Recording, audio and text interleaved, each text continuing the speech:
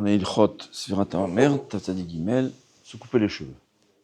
Alors, dit le Shulchan Aruch, on a l'habitude de ne pas se couper les cheveux jusqu'à l'Akba Omer.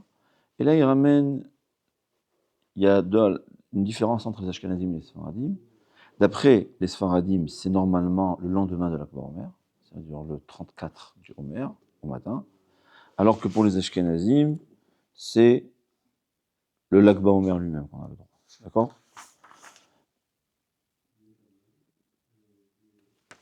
Mais dit le Shulchan Aruch, comme cette année, que l'Akba Omer, c'est Erev Shabbat, Irvot Shabbat, on a le droit de se couper les cheveux. Donc cette année, on pourra se couper les cheveux dès vendredi. Les exceptions. Ouais.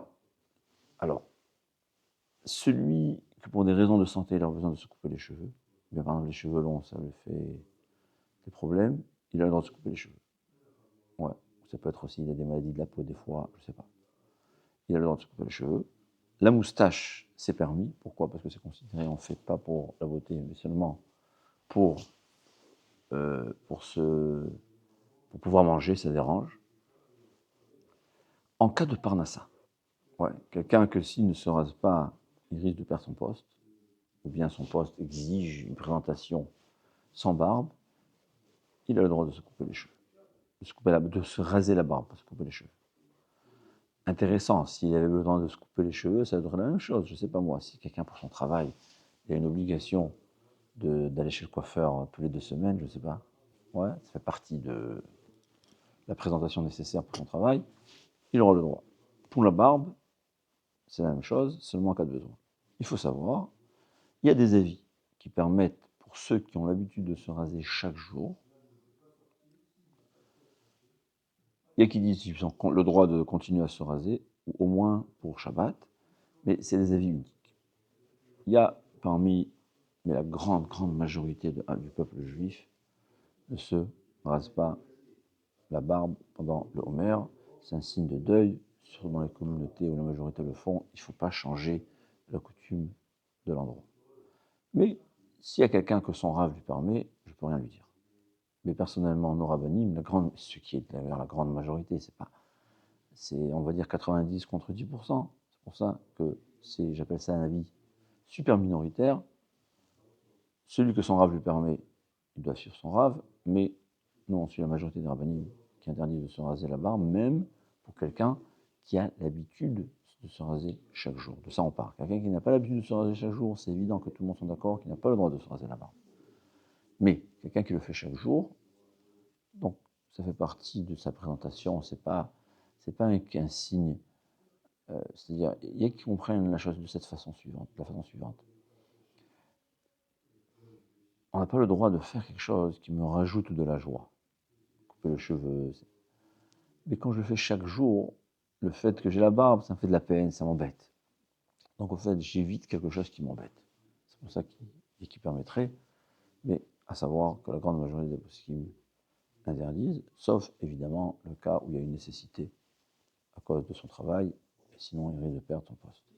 Quelqu'un qui est auto-entrepreneur, à savoir, il y a une question de émouna.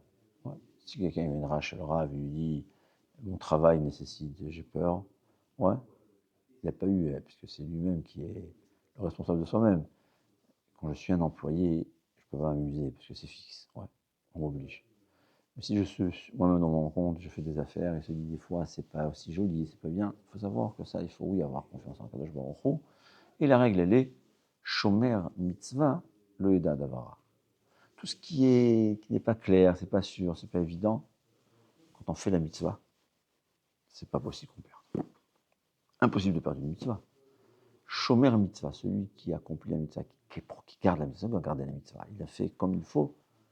Lo yeda davara.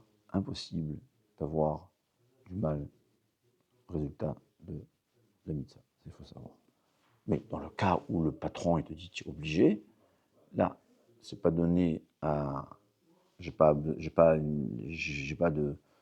possibilité de choix. Alors là, évidemment, si le Messirut Nefesh, la halakha permet de se raser. On a parlé déjà pour les femmes, il faut savoir que la majorité de ce qui m'interdisent pour les femmes, Il y a qui permettent, c'est la raison pour laquelle, en cas de nécessité, ouais, ça peut avoir des raisons où elle est obligée de se couper les cheveux, elle pourrait le faire. Rabben Sion Abba Shaul le permet, même sans cas de nécessité, mais voilà, comme c'est un avis minoritaire, donc on va s'appuyer dessus seulement dans le cas de nécessité, sauf celui qui est son rave, c'est Rabben Sion Abba Shaul, que là il pourra le suivre, quoi qu'il en soit.